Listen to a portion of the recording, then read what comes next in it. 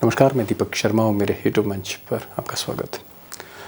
दोस्तों, महाराष्ट्र में वोटिंग के अब चंद दिन बचे हैं और माहौल देख के ऐसा लगता है जैसे अघाड़ी आगे चल रही हो। अब अघाड़ी मतलब महाविकास अघाड़ी यानी इंडिया अलायंस। अब ये बात मैं इसलिए कह रहा हूँ क्योंकि अघाड़ी की जो रैलियाँ हैं, जो सभाएं हैं, उनमें जो भीड़ है, उसका जो कनेक्ट है वो ज़बरदस्त दिखता है, एक कनेक्ट दिखता है। मिसाल के तौर पर अगर आप आज नागपुर में, आरएसएस के मुख्यालय नागपुर में जो रैली प्रियंका गांधी की हुई, उसमें रिकॉर्ड भीड़ थी। ऐसी भीड़ फिलहाल इस पूरे चुनाव में देखने को नहीं मिली। रिकॉर्ड भीड़ थी। और जब रोड शो आरएसएस मुख्यालय के बगल से गांधी का निकला तो वहां कुछ टकराव भी हुआ। अब इसी तरह अघाड़ी के जो सबसे सीनियर मोस्ट लीडर हैं शरद पवार, जो 4-5 रैलीज कर रहे हैं, भीड़ उनकी सभाओं में भी कम नहीं आ रही। ज़बरदस्त भीड़ है। और अगर आप उद्धव ठाकरे को देखें तो फिर ये कहा जा सकता है कि आज की तारीख में महाराष्ट्र में वो सबसे बड़े क्राउड पुलर है। अब दूसरी तरफ अगर आप महायुति का हाल देखें, एनडीए का हाल देखें, तो अगर हम सबसे स्टार कैंपेनर की बात करें नरेंद्र मोदी जी की, तो मोदी जी की जो रैलीज थी उसमें वो कनेक्ट नहीं दिखा। और खासकर उनकी जो रैली थी मुंबई में 14 तारीख को शिवाजी पार्क में, पहली बार 2014 के बाद पहली बार दिखा कि कुर्सियां ही कुर्सियां मोदी जी की रैली में खाली। और शायद यही वजह है कि मोदी जी ने इस बार मैदान, महाराष्ट्र का मैदान, वोटिंग से 6 दिन पहले ही छोड़ दिया। वो विदेश चले गए। और उधर बीच प्रचार में अमित शाह भी नागपुर से दिल्ली लौट गए। आप कह सकते हैं कि मोदी और शाह की गैर मौजूदगी में इस वक्त महायुति यानी एनडीए का जो सारा भार है, जो दारोमदार है, वो इन साहब के कंधे पर है, फडणवीस, देवेंद्र फडणवीस। अब दोस्तों, जो बड़ा सवाल है वो ये है कि मोदी शाह की एब्सेंस में जो टॉप लीडरशिप है, जो पार्टी चला रही है, जो 2 लोग हैं, इनकी एब्सेंस में क्या देवेंद्र फडणवीस एनडीए को, महायुति को जीत दिला सकते हैं एक बहुत ही क्रूशल बैटल में महाराष्ट्र में? एक बड़ा सवाल है। और सवाल इसलिए है क्योंकि फडणवीस की जो टीम है, अजीत पवार और एकनाथ शिंदे की, उसमें अजीत पवार एक कमज़ोर कड़ी, वीक लिंक है उसमें। और बीजेपी का खुद मानना, एक नेता कह रहे थे कि अगर अजीत पवार इस चुनाव में, विधानसभा के चुनाव में 15 से 20 सीट जीत लें तो बड़ी बात होगी। जी हाँ, 20 सीट अगर अजीत पवार जीतते हैं तो ये बड़ी बात होगी बीजेपी के लिए। और उधर अगर आप मिस्टर शिंदे को देखें तो आप कह सकते हैं कि अजीत पवार से उनकी स्थिति बेहतर है क्योंकि मुख्यमंत्री हैं, धन बल उनके पास है और खुलकर पैसा भी खर्च कर रहे हैं। लेकिन शिंदे कोई अजूबा कर देंगे, कोई चमत्कार कर देंगे, इसकी आशा, इसकी उम्मीद मुझे लगता है अमित शाह और फडणवीस को खुद नहीं है। अब दोस्तों, अगर सारा सिस्टम मोदी और शाह के हाथ में हो तो आप महायुति को महाराष्ट्र में अंडर एस्टिमेट नहीं कर सकते। सच्चाई ये भी है। और दो वजह हैं जहां महायुति को आप इग्नोर नहीं कर सकते, उसकी ताकत को अनदेखा नहीं कर सकते। पहली जो सबसे बड़ी ताकत है वो है मुफ्त योजना, लाडली बहना योजना, लड़का भाऊ योजना, ये जो फ्री में बर्तन बांटे जा रहे हैं, जिसको लेकर आज कांग्रेस ने कहा भी कि साहब बर्तन भी घोटाला एक बहुत बड़ा है, जिस तरह से बर्तन बांटे जा रहे हैं। फिर कभी मैं वीडियो बनाऊंगा बर्तन घोटाले पर। लेकिन ये जो मुफ्त की योजनाएं, इसका इम्पैक्ट है, ये शरद पवार भी मानते हैं। और दूसरी चीज़ कि वोटिंग से, या वोटिंग की रात, जिसे क़यामत की रात कहते हैं, वोटिंग से पहले के जो 2 दिन हैं, लास्ट 2 डेज़, आप कह लीजिए 18 तारीख, 19 तारीख और 20 तारीख की सुबह तक, जिस तरह से महाविकास अघाड़ी के नेताओं का आरोप है, शरद पवार का आरोप है, उद्धव ठाकरे का आरोप है कि लिफाफे तैयार हो रहे हैं और एक एक वोट की कीमत कुछ सीटों पर 10-10 हजार रुपए लगा दी गई है। ये जो पैसा है, कैश, एक मुफ्त योजनाओं का, जो सरकार का पैसा है, टैक्स पेयर का पैसा है, और दूसरी तरफ लिफाफे में जो पैसा सीधे जा रहा है। मान लीजिए अगर एक वोट की कीमत कुछ कंस्टिट्यूएंसीज में 10,000 रुपये और घर में 5 वोटर हैं तो 50,000 रुपये हो गया। तो पैसा एक बड़ा रोल प्ले कर रहा है। लेकिन अगर आप विदर्भ का एरिया देखें, मराठवाड़ा का एरिया देखें, तो वहाँ पैसे की इतनी कीमत नहीं, क्योंकि किसान जो सोयाबीन और कपास से त्रस्त है, सोयाबीन का किसान, कपास का किसान, जिस तरह से उसकी हालत है, वहाँ पैसा असर नहीं कर रहा। ये आपको मैं लेटेस्ट इनपुट दे रहा हूँ विदर्भ और मराठवाड़ा से, कि वहाँ ये जो पैसा है 5,000, 2,000, 3,000, इससे कुछ किसान का भला नहीं होने वाला। तो पैसा है भी और पैसा नहीं भी है। अब दोस्तों, सबसे बड़ा सवाल है जो आपके मन में भी होगा कि भाई, महाविकास अघाड़ी अगर आगे चल रही है तो कितनी सीटें ला रही है? क्या बहुमत के मार्क से ऊपर जा रही है? 145 के ऊपर जा रही है? और फिर महायुति कहाँ खड़ी है? आज 3 धुरंधर पत्रकार हमारे साथ हैं। हमारे साथ प्रकाश पोरे हैं, 50 बरस का उनका तजुर्बा है। लेकिन जब मैंने उनसे पूछा कि भाई कितनी सीटें मिल रही हैं, तो उन्होंने कुछ ऐसी बात कह दी कि आप भी, मुझे लगता है, उसको ज़रूर सुने। ये बहुत चौंकाने वाली बातें उन्होंने करी हैं, कितनी सीटें आएंगी। हमारे साथ विवेक देशपांडे हैं, नागपुर से जुड़े, वेरी सीनियर जर्नलिस्ट। उन्होंने कहा कि नहीं, इतनी सीटें आएंगी। सुनिएगा उनको, कितनी सीटें महाविकास अघाड़ी को दे रहे हैं, शरद पवार, उद्धव ठाकरे, राहुल गांधी को। हमारे साथ एक तीसरे पत्रकार उमाकांत लखेड़ा भी हैं। उनसे भी मैंने सवाल आखिर में पूछा कि भाई ये तो बता दीजिए कितनी सीटें आ रही साहब, अब तो हक है जानने का वोटर का। उनका भी जवाब सुनिएगा और आप निष्कर्ष पर पहुंचिएगा कि मोदी जी के सिस्टम में इस नए दौर में चुनाव कैसे हो रहे हैं और बड़े बड़े पत्रकार क्यों घबराए हुए हैं, क्यों बड़े बड़े चैनल ओपिनियन पोल नहीं कर रहे। छोड़ता हूं मैं आपके ऊपर। हालांकि मेरी कोशिश जारी रहेगी कि महाविकास अघाड़ी को कितनी सीटें मिल रही हैं, महायुति को कितनी सीटें मिल रही हैं। मैं पूछूंगा, आज भी पूछूंगा, कल भी पूछूंगा।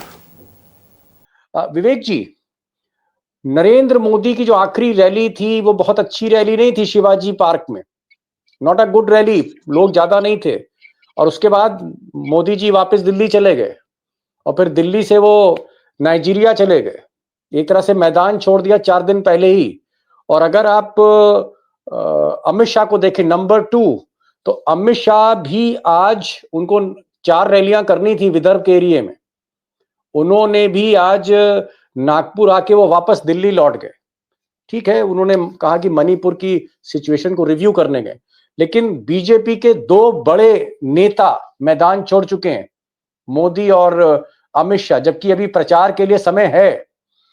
क्या आपको लगता है कि नरेंद्र मोदी और अमित शाह के एब्सेंस में जो बागडोर देवेंद्र फडणवीस को मिली है, क्या देवेंद्र फडणवीस अब अकेले दम पर इस कैंपेन को आगे निकालेंगे? क्या देवेंद्र फडणवीस अब जो संकट मोचक बने हैं, क्या महायुति को आगे ले सकते हैं? क्योंकि मोदी और शाह तो बैकफुट पे चले गए। जी दीपक जी, ऐसा है कि मैं शाह का समझ सकता हूँ, क्योंकि मणिपुर में जो कुछ भी हुआ उसके चलते उनको उसका जायजा लेना और उसके बारे में कुछ करने की जरूरत थी, क्योंकि वहाँ की स्थिति बहुत ही विस्फोटक बनी हुई है। और एक गृह मंत्री के नाते उनको उसका कॉग्निजेंस लेना, तवज्जो लेना और उसके ऊपर कुछ कार्रवाई करना उनका काम है। तो वो चले गए, वो समझ सकता हूँ। लेकिन मोदी जी जो नाइजीरिया गए, मतलब ऐसा क्या है कि इतना इम्पोर्टेंट महाराष्ट्र का चुनाव छोड़कर वो नाइजीरिया चले गए। मुझे लगता है कहीं न कहीं कुछ ज़मीन से जो एक सेंस उनको मिल रहा है, एक कि शायद महाराष्ट्र में जिस तरह का वो चुनाव का नतीजा चाहते हैं, उस तरह का नतीजा शायद आते हुए नहीं दिख रहा है। ये एक एस्पेक्ट हो सकता है। जहाँ तक फडणवीस का सवाल है, फडणवीस अपने भरोसे पर पूरा एक महाराष्ट्र का खेल अभी बचे हुए 2-3 दिन में कर सकते हैं, ऐसा मुझे नहीं लगता, इसलिए कि जो नागपुर में वो नागपुर साउथ वेस्ट कॉन्स्टिट्यूएंसी में उनके लिए चैलेंज है। कल नागपुर में राहुल गांधी आकर गए, आज प्रियंका गांधी आई थी। तो नागपुर में जो एक चैलेंज बना है देवेंद्र फडणवीस के लिए उनके कॉन्स्टिट्यूएंसी में और पूरे नागपुर में ही, तो वो नहीं चाहेंगे कि अपने कॉन्स्टिट्यूएंसी में वो उनको किसी भी तरह की मुश्किलात का सामना करना पड़े। अभी भी पलड़ा थोड़ा बहुत तो उनका भारी ही है, इसमें कोई शक नहीं।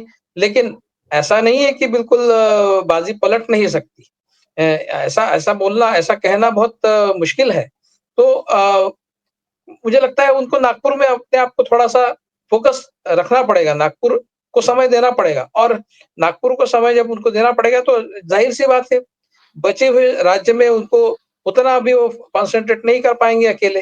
हो सकता है अमित जी। शाह आज दिल्ली में अपना काम निपटा कर वापस कल महाराष्ट्र में आ जाए और फिर कोई चुनावी रैलियां करें महाराष्ट्र में, भी नहीं, हो अब तो सकता वैसे है। तो अब कल तो आखिरी ही दिन है, 5 बजे के बाद तो खेल वैसे ही खत्म हो जाएगा। प्रकाश जी, आज तो आपके नागपुर में प्रियंका गांधी जी थी और बड़ी जबरदस्त रैली थी, काफी लोग आए, बता रहे बड़ी सुपर हिट उनकी आज रैली हुई है। लेकिन जो रोड शो हुआ आरएसएस के मुख्यालय से गुजरता हुआ, वहां पर थोड़ा टकराव हुआ है, ऐसा मेरी संज्ञान में आ रहा है। कुछ वीडियोस भी आए जहां बीजेपी के समर्थकों ने उनको झंडे वंडे दिखाए। तो क्या कुछ गर्मा गर्मी हुई है, क्या खबर आ रही है वहां से नागपुर से? हाँ, बता रहे वो बात बिल्कुल सही है। अभी मेरे रिपोर्टर का फोन था वहां से, वही बता रहा था। सारा शूटिंग वूटिंग तो सारा कर लिया है उन्होंने वो। और सिर्फ ये गांधी नहीं थी, आज कंगना रनौत भी वहां पे थी, और कंगना रनौत ओके। ने भी वही तरीके से उसके पुराने राग अदा पे। लेकिन ये जो रैली वगैरह हुई प्रियंका गांधी की, वो गाड़ी में से उतर के आगे निकल गई, फिर वो जैसे ये हो गया तो। लेकिन वो कुछ बिल्कुल डरी नहीं है, और उसने पूरा उसका जो सभा वगैरह थी वहां पे वो चली गई। तो ये तो होते रहने वाला भी, यानी कहने का मतलब ये भी हो सकता है, ये सारी चीजें होने के दो मायने भी रख सकते हैं, जिसका आपने जिक्र किया कि अमित शाह निकल गए या ये निकल गए। तो देखिए, आज ही मैंने एक वीडियो देखा, और वो भी यानी अच्छे नामी चैनल का देखा, मुंबई तक के। वो लोग काफी आज तक का ये जी क्रेडेंशियल्स वाले हैं। रैंडमाइजेशन के बाद कंट्रोल यूनिट, बैलेट यूनिट और वीवीपैट कौन सी पोलिंग स्टेशन पे जाएगा? हाँ, कि वो जो एक उन्होंने बताया कि किस तरीके से ईवीएम हैक हो सकता है। उन्होंने एक स्टिंग ऑपरेशन किया उसके बारे में, और वो बड़ा क्लियर जी। था, और हिंदी में बात कर रहा था वो सामने वाला, अमेरिका में बैठा था या कहाँ पे पता नहीं है। लेकिन वो पूरा स्टिंग ऑपरेशन उन्होंने बताया कि वो बोलता है कि कितना बढ़ाना है, क्या बढ़ाना है, कौन सी इसका क्या क्या टेक्निकल चीजें लगेंगी, पैसा कितना लगेगा। वो डॉलर में बोल रहा था, फिर इंडियन रुपये में भी बात कर रहा था। तो ये इससे एक दो बातें हैं। एक तो दो बातें हैं कि जो दोनों भी निकल गए, उसमें से एक बात ये भी स्पष्ट हो सकती है कि उनका खेल उन्होंने सेट कर दिया। समझ लो ऐसा है कि मैं मेरे ऑफिस में से अभी अकोला में आके बैठा, क्यों बैठा हूँ नागपुर से निकल के, नहीं तो क्योंकि प्रकाश जी, मुझे मालूम है ये कि जो मेरे लोग आपने वहां का समझ काम गया, संभाल रहे आपने हैं ये जो अच्छी तरह से, मुझे कॉन्फिडेंस ऑपरेशन है। देखा, नहीं नहीं, ये जो मशीनों का आपने खेल देखा, तो क्या थोड़ा सा आपको आशंका बढ़ गई है 23 तारीख को कि कुछ गड़बड़ हो सकता है? आपको ये लग रहा है कि सिस्टम फुल प्रूफ नहीं है? हाँ वही मैं बता रहा हूँ। नहीं, फुल प्रूफ उन्होंने बराबर ईवीएम की कर ली होंगी, ये भी मैं मानता हूँ। और मैं ये बिल्कुल 100% ये इसके ऊपर हूँ कि ये सारा खेल कुछ ना कुछ तो ईवीएम के ऊपर चल ही रहा है, और इसके ऊपर वो तीसरा सेटलवार्ड है, उन्होंने भी सारे के सारे प्रूफ दिए हैं। और जिस तरीके से सारी बातें सामने आई हैं कि 99% ईवीएम की मशीनें चार्ज है, और उन्हीं मशीनों में उनको बढ़ोत मिल रही है, तो ये सारी बातें क्लियर कट ये होती है। विवेक जी ने कहा कि भाई, देश पांडे साहब ने कहा कि मोदी जी को नहीं जाना चाहिए था, मैदान पहले छोड़ दिया उन्होंने, और बेहतर होता कि अभी कुछ दिन और मोदी जी रैली करते। नंबर 1 ओरेटर है, नंबर 1 लीडर है अपने पार्टी के, तो उनको रहना चाहिए था। इसलिए विवेक जी ने कहा कि हो सकता है मोदी जी सेंस कर रहे हो कि मामला यहाँ गड़बड़ा रहा है, इसलिए चले गए हो। लेकिन प्रकाश पोरे साहब कह रहे हैं कि इसका अर्थ दूसरा भी है कि मामला सेट कर दिया इसलिए चले गए हो। तो विवेक देश पांडे कह रहे हैं कि मामला गड़बड़ा गया महाराष्ट्र में, इसलिए अमित शाह और मोदी चले गए। पोहरे साहब ज्यादा तजुर्बे वाले, वो कह रहे हैं साहब मामला सेट कर दिया है इसलिए आराम करने चले गए। बहरहाल जो भी है, मैं इस विषय पर तो फिलहाल बहुत ज्यादा डीप नहीं जाना चाहता हूं कि मशीन का गड़बड़ है, क्या सेटिंग कर दी, क्या है। लेकिन मैं जरा मुद्दे पर आ रहा हूं लखेड़ा साहब के साथ। लखेड़ा साहब भाई, अब तो कल जो है वो प्रचार खत्म हो जाएगा, 2 दिन बचे हैं वोटिंग के, और वोटिंग के बाद ही पूरा चुनाव लॉक हो जाता है। तो अब जुमे 2 दिन बचे हैं। अब तो बताइए कि आपको क्या लग रहा है कि क्या महाविकास अघाड़ी का जो रथ है आगे निकल रहा है, और महायुति का जो रथ है एनडीए का पिछड़ रहा है? क्या कुछ आपको फील मिल रहा है महाराष्ट्र का? देखिए, सबसे पहली बात तो यह है कि पूरा इलेक्शन महाराष्ट्र का जो मेरी फीडबैक है, मेरी सूचनाएं हैं कि ये नेक टू नेक फाइट में बदल गया है। जहां चलिए, कल भी हमने कहा कि मल्टी कॉर्नर फाइट्स बीजेपी ने ऑर्गेनाइज कर दी है, चलिए ठीक है, आपकी बात इंडिपेंडेंट मानता खड़े हूं कर दिए हैं। नंबर कि एक बात। कांटे की नंबर टक्कर दूसरी है। बात, हाँ दूसरी बात यह है कि जहां तक मोदी जी के जाने का सवाल है और ईवीएम की गड़बड़ी और ये सब चीज, ये तो भारतीय जनता पार्टी है जहां, और इलेक्शन कमीशन और बीजेपी की जो मिली भगत है उसमें ईवीएम की गड़बड़ी ना हो, ये तो हो ही नहीं सकता है। ओके। ये होता है कि सारे 288 पर नहीं करेंगे, ये लोग सेलेक्ट करते हैं 40-50, 60-50, 60-70 सीट्स पे, 1/4 पर, और 1/4 को फोकस करते हैं, वहां साधन जुटाते हैं, जो जो इलीगल साधन होते हैं वायलेशंस के, वो सब करते हैं। और इलेक्शन कमीशन तो पूरी तरह सरेंडर कर चुका है। इलेक्शन कमीशन की जो क्रेडिबिलिटी अपने आप में वो खत्म हो चुकी है। विवेक देशपांडे जी, आपको क्या लग रहा है कि अजीत पवार और एकनाथ शिंदे, ये जो दोनों सहयोगी हैं देवेंद्र फडणवीस के, बीजेपी के, कि क्या ये कमजोर कड़ी हैं? और क्या अमित शाह ने जिस तरह से शरद पवार की पार्टी तोड़ी या फिर उद्धव ठाकरे की पार्टी तोड़ी, और उन दोनों पार्टियों को तोड़ के अजीत पवार और एकनाथ शिंदे को खड़ा किया, ये महाराष्ट्र को पसंद नहीं आ रहा, ये फॉर्मूला, ये तोड़फोड़ वोटर को पसंद नहीं आ रहा, और आपको लगता है कि बीजेपी ने गलत किया और इस इलेक्शन में कहीं ना कहीं उसको इसकी कीमत चुकानी पड़ सकती है? आपने जो कहा कि ये दो कमजोर कड़ी है, कम से कम अजीत पवार तो एक कमजोर कड़ी है, इसमें कोई शक नहीं। अजीत पवार जो 58 सीटों पर लड़ रहे हैं और जिस तरह की भाषा वो बोल रहे हैं, वो बटेंगे कटेंगे हमारे यहाँ नहीं चलेगा, मोदी और आदित्यनाथ की सभाएं हमारे यहाँ नहीं चाहिए, ये सारी बातें सिर्फ वही नहीं कह रहे, अशोक चव्हाण ने भी कहा, पंकजा मुंडे ने भी कहा, ये बटेंगे कटेंगे की भाषा हमारे यहाँ नहीं चलती है। तो ये एक बीजेपी के सामने ये जो चैलेंज है, जो आइडियोलॉजिकल चैलेंज भी हो गया है, खड़ा हो गया है, और उनके अपने सहयोगी भी कह रहे हैं कि ये नहीं चलेगा। तो जिस तरह की भाषा का प्रयोग अजीत पवार कर रहे हैं, और वो मीटिंग की भी बात उन्होंने की जिसमें अदानी जी थे वगैरह, इस तरह की बात भी उन्होंने की है, तो वो बिल्कुल भी अभी जिसको कहते हैं not on the same page with BJP, इस तरह की स्थिति में है। तो वो महायुति में कमजोर कड़ी वो उस लिहाज से भी है कि वो महायुति के साथ में जेल नहीं कर रहे, और दूसरे इस लिहाज से भी है कि वो उनकी अपनी ताकत उतनी नहीं है, और वो बहुत ज्यादा सीटें भी महायुति के लिए नहीं ला रहे। ये भी एक बस जमीन पर है। तो 58 में से अगर वो 15-20 सीटें भी ला ले तो बहुत हो जाएगा, इस तरह की चर्चा भी हम सुन रहे हैं। और जहां तक एकनाथ शिंदे का सवाल है, एकनाथ शिंदे भी शायद उतना अच्छा नहीं कर पाएंगे जितना उनसे अपेक्षा है। कुल मिलाकर महायुति की स्थिति हर लिहाज से कमजोर है। चलिए खैर, विवेक देशपांडे, मैं दोस्तों एक चीज कहूंगा कि एकमात्र ऐसे पत्रकार हैं वरिष्ठ पत्रकारों में जो बहुत खुलकर और बहुत स्पष्ट रूप से वो कह रहे हैं कि उन्हें नहीं लगता है कि महायुति जीत सकती, उन्हें नहीं लगता है कि मोदी और शाह जीत सकते, क्योंकि मोदी और शाह की जो टीम है वो कमजोर है। अजीत पवार एक कमजोर कड़ी हैं, 15-16 सीटें जीत जाएं, 17-18 सीट जीत जाएं तो बड़ी बात होगी। एकनाथ शिंदे अजीत पवार से बेटर है, लेकिन फिर भी वो 30 सीटें या 35 सीटों से ज्यादा नहीं जीत सकते। तो इनका ये कहना है, विवेक देशपांडे जी का, कि उनको ऐसा लगता है कि महाविकास अघाड़ी, जिसे इंडिया अलायंस कहते हैं, शरद पवार, उद्धव ठाकरे और राहुल गांधी, इनकी जो टीम है, ये 150 से लेकर 160 सीट लाके सरकार बना सकती है। एक और बात इन्होंने कही, इन्होंने कहा कि अब अगर कुछ गड़बड़ हो जाती है तो भाई मैं क्या कर सकता हूं, क्योंकि मैं बीजेपी का जो भी गेम है, चाहे वो ईवीएम का गेम हो, चुनाव के प्रबंधन का गेम हो, इसको वो पूरी तरह डिकोड नहीं कर पाए। शक के घेरे में जरूर हैं, लेकिन वो इसको डिकोड नहीं कर पाए, तो उस पर उन्होंने बहुत ज्यादा विस्तार से बात नहीं की।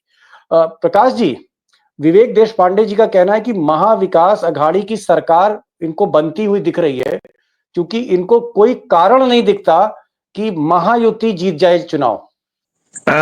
देखो दीपक जी, बातें ऐसी है, 2-3 बातें तो हमको ध्यान रखनी ही पड़ेगी।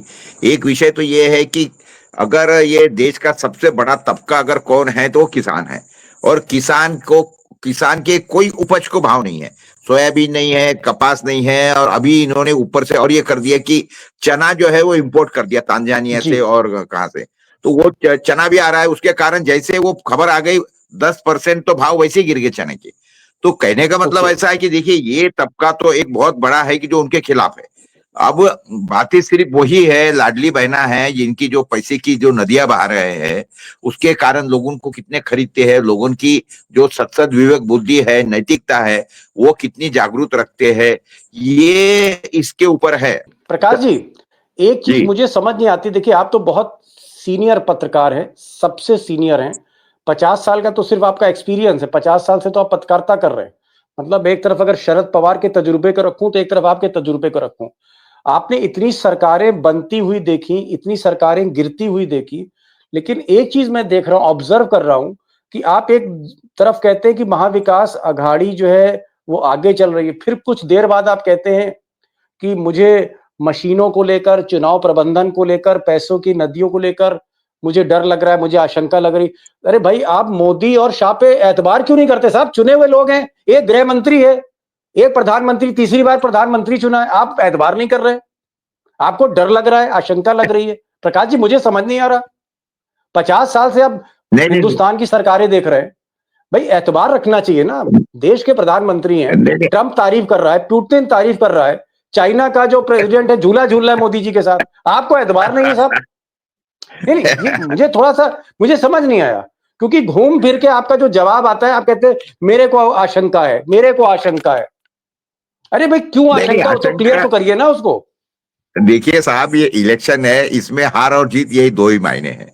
अब उसके बाद में जो इन लोगों ने जो चालें चली है, ये किए है, और उसके बाद में भारत के लोगों का एकंदरी जो यानी क्या बोलते हैं उसको, कि उनकी समझदारी है, वो देखते हुए इनको कितनी अकल है और कितने पैसे के लालच में, शराब के लालच में ये क्या करेंगे, कौन करेगा, इसका साहब अभी थोड़ा सा क्या है कि जो मेरा जो कॉन्फिडेंस था, ये इतने में मेरा बड़ा डावाडोल हो गया है, ये सारा का सारा इलेक्शन और सब देखने के बाद में, पर्टिकुलर ये महीने में। भाई Prakash ji, the most senior journalist in Maharashtra, he says कि मेरा कॉन्फिडेंस जो है वही बिगड़ गया, डगमगा गया है।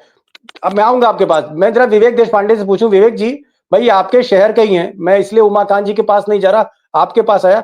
आप लोग एक ही फिजा में रहते हैं, एक ही माहौल में रहते हैं, जीते नागपुर ही आपकी जो है थाती, उनकी भी है कर्मभूमि।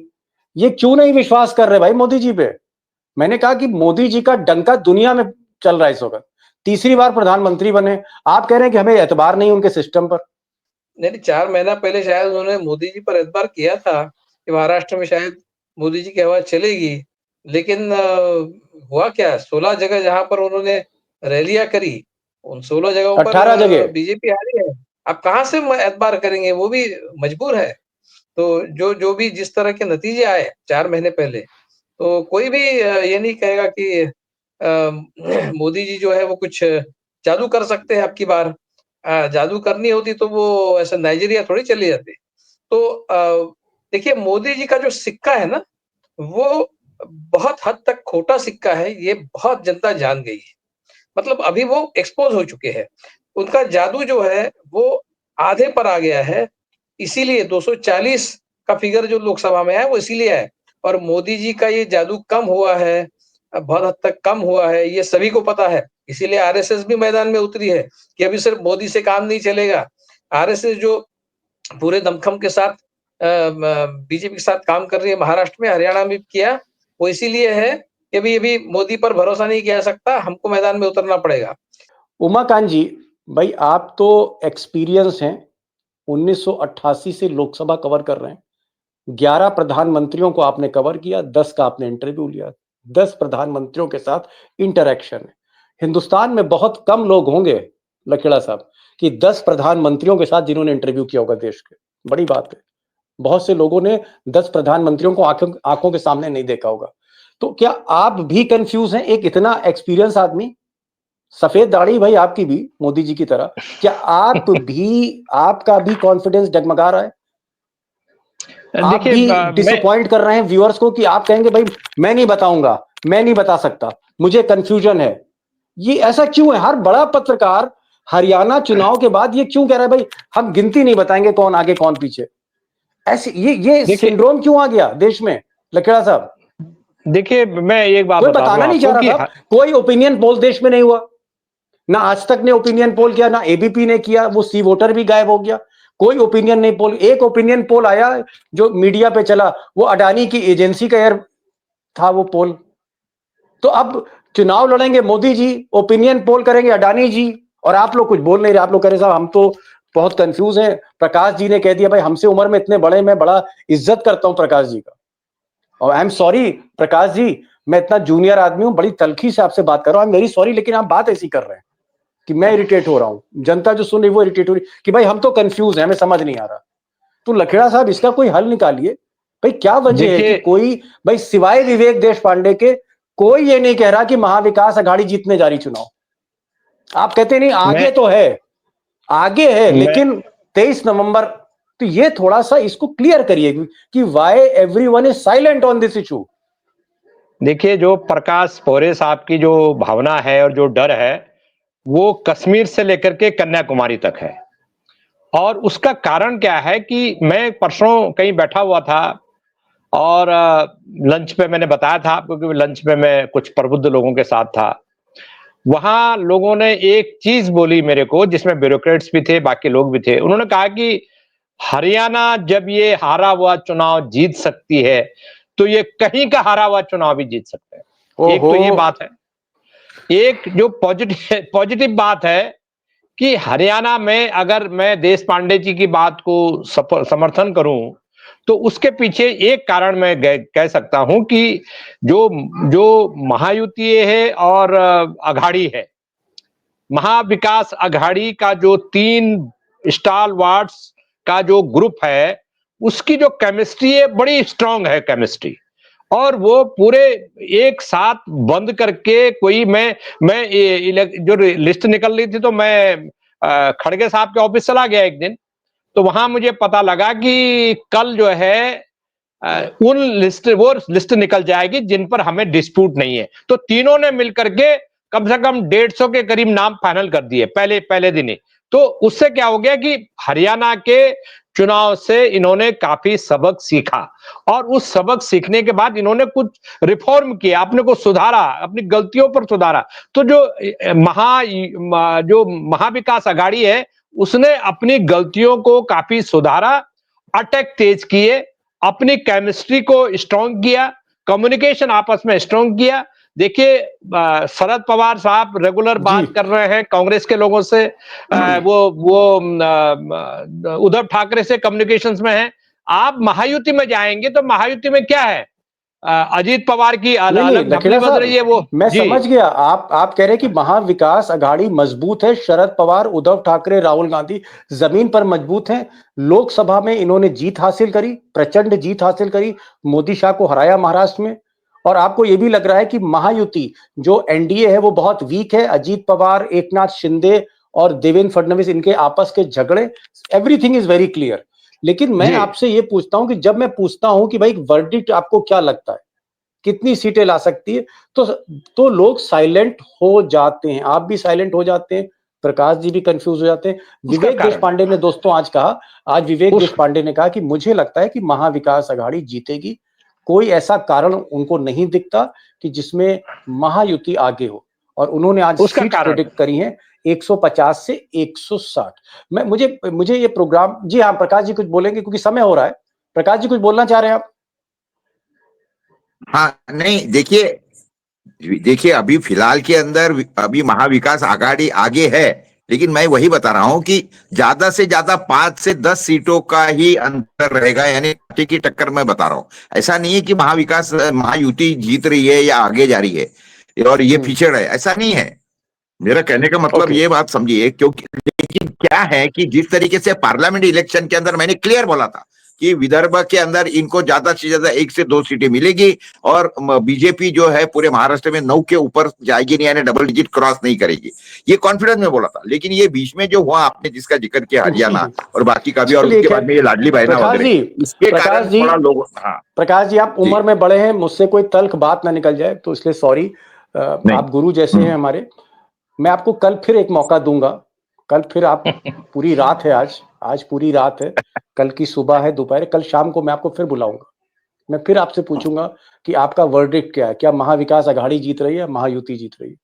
मैं कोशिश करता हूं शायद आपका कंफ्यूजन दूर हो, और ये जो मोदी सिंड्रोम है, अमित शाह सिंड्रोम है, ये जो वहम है, लोगों को कहीं ना कहीं उनका कॉन्फिडेंस टूट गया हरियाणा के बाद, ये स्थिति दोस्तों ठीक नहीं है। अगर प्रकाश जी जैसे बड़े पत्रकार, 50 बरस के एक्सपीरियंस वाले, 10-10 प्रधानमंत्रियों का इंटरव्यू करने वाले उमाकांत लखेड़ा जैसे पत्रकार, अगर इनको लगेगा कि भाई सिस्टम में गड़बड़ है, कुछ भी हो सकता है, तो ये जो क्रेडिबिलिटी क्राइसिस है, ये जो साख का सवाल है सरकार को लेकर, ये अच्छी चीज नहीं दोस्तों। हमको कहना चाहिए मोदी जी 3 बार के प्रधानमंत्री हैं, ट्रंप हो, बाइडेन हो, शी जिनपिंग हो, कोई ब्रिटेन का प्रधानमंत्री हो, जर्मनी का प्रधानमंत्री हो, मोदी जी को हाथ से हाथ मिलाता है, 3 बार वोट मिला है। कम से कम, और मुझे लगता है मोदी जी को भी सोचना चाहिए कि भाई प्रकाश जी इस तरह की बातें क्यों कर रहे हैं उनके बारे में। मोदी जी और अमित शाह को सोचना चाहिए कि भाई उमाकांत लखेड़ा का कंफ्यूजन क्यों डगमगा रहा है। दोनों के लिए सवाल है, इन लोगों के लिए भी है, उन लोगों के लिए, क्योंकि जो कंफ्यूजन है कि हम अपने देश के वोटर्स को, पत्रकार ये बता नहीं पा रहे कि भाई कौन आगे कौन पीछे। It's a very serious situation, but I salute mister Vivek Deshpande, आपने रिस्क लिया, कोई बात नहीं विवेक देशपांडे, अगर 23 तारीख को नतीजे पलट भी जाते तब भी हम आपका एहतराम करेंगे। और मैं फिर से एक बार प्रकाश जी से कहूंगा, उमाकांत जी से कहूंगा, कल मैं आपको फिर बुलाऊंगा। हो सकता है आप नए माइंडसेट के आए, हो सकता है कि इन 24 घंटों में आपको लगे कि नहीं, मशीन ही नहीं है, लोगों का जमीर भी है। हो सकता है कि उन्हीं लोगों में जो रिटर्निंग ऑफिसर हैं उनका भी जमीर है। हो सकता है इस बार मशीनों का खेल ना हो। मैं फिर से पूछूंगा आपसे सवाल कि कौन आगे कौन पीछे, क्योंकि अब वोटिंग का 1 दिन रह गया है, उसके बाद नतीजे आ रहे हैं 23 तारीख को, और हम महीनों से महाराष्ट्र में बहस कर रहे हैं और हम इस नतीजे पे नहीं पहुंच पा रहे कि कौन आगे कौन पीछे। This is the situation of India right now, this is the situation, this is the crisis. Prakash ji आप आए, बहुत बहुत शुक्रिया। कुछ लफ्ज मेरे तल खाज निकले, और अगर मैंने आपकी उम्र का लिहाज नहीं किया तो आई एम सॉरी, मैं आपसे माफी मांगता हूं। उमाकांत जी आप भी मुझसे सीनियर हैं, आपका भी एहतराम करता हूं। विवेक जी आपने आज खुलकर बातें रखी, बहुत ही क्लैरिटी के साथ आपने बात रखी, उसके लिए बहुत बहुत शुक्रिया। Thank you so much for joining this programme. Thank you so much sir.